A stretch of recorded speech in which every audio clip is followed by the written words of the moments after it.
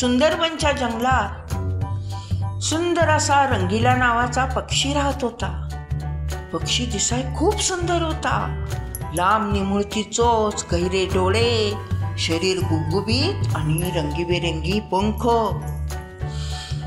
इतका सुंदर पक्षी होता आणि त्याचे पंख पाहून असे वाटायचे की जणू इंद्रधनुचे रंग त्याच्या पंखात उतरले आहेत. असा सुंदर पक्षी होता.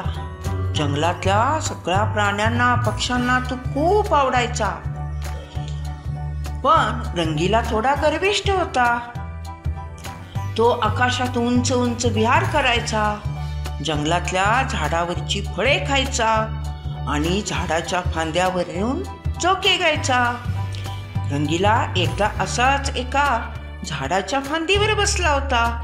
तेव्हा त्याने पाहिलं समोरच्या झाडाखालून जंगलातल्या चिंगीमुंगी ताई निघाल्या होत्या.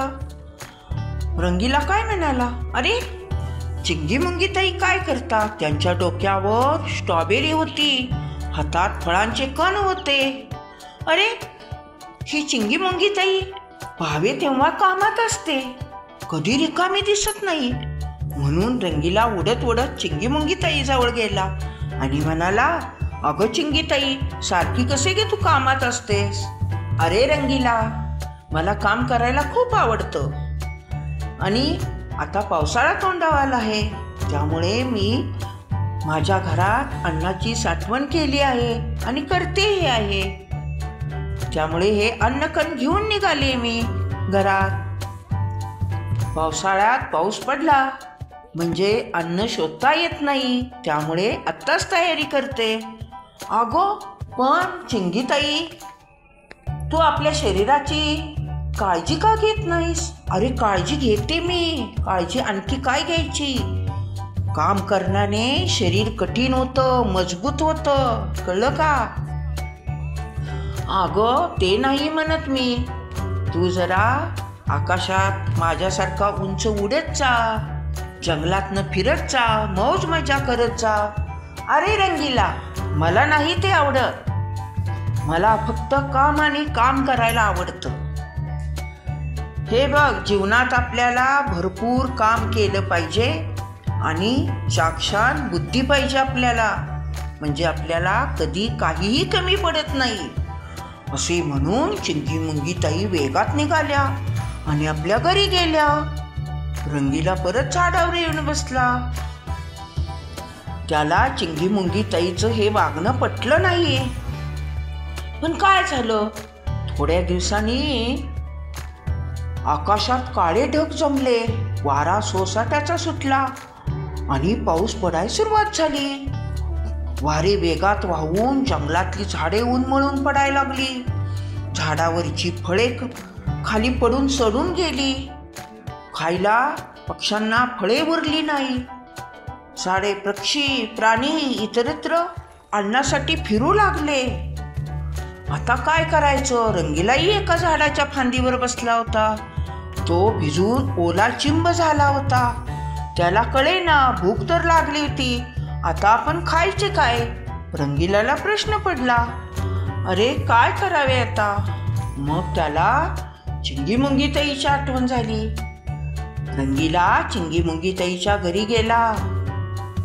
मग चिंगीमुंगी ताईला म्हणाला, माफ कर चिंगीमुंगी ताई, मला खूप भूक लागली आहे ग. अरे त्यात काय एवढंसं रंगीला, हे बघ मी किती अन्न जमा केलं आहे.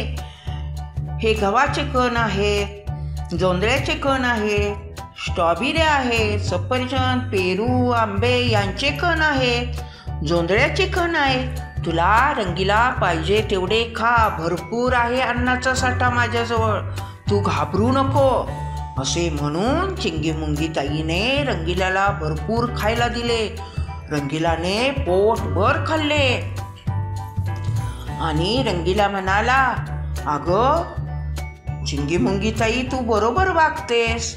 मग चिंगीमुंगी ताई म्हणाली, अरे रंगीला, कसं आहे, नुसतं सौंदर्य रूप असून उपयोग नाही, त्यासाठी आपल्याला चाक्षान बुद्धी लागते, कणखर शरीर लागतं आणि कष्ट करण्याची ताकद लागते.